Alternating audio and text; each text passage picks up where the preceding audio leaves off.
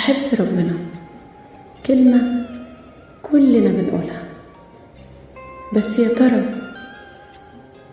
ايه الإثبات على كده؟ هل أنا بحب ربنا عشان لازم أحبه ولا عشان خايف من عقابه؟ بالعكس، لازم نحب ربنا علشان ربنا ما ينفعش غير إنه يتحب علشان لو بصينا حوالينا هنلاقي رحمته وسعت كل شيء. يعني بمعنى أصح حوالينا في كل مكان، كأن برحمته دي بيحضننا وبيطبطب علينا، بيقول لكل واحد فينا ما تضعفش، أنا جنبك،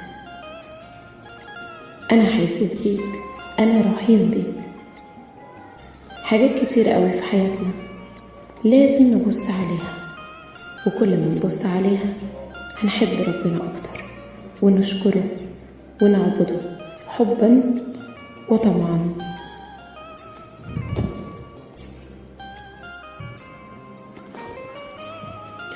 وأي حد بيحب حد حتى فين الأشخاص بيحاول يرضيه بأي طريقة وبيسمع كلامه. طب ما بالكم برب البشر، خلقنا وحاسس بينا ورحيم بينا، هو اللي صنعنا.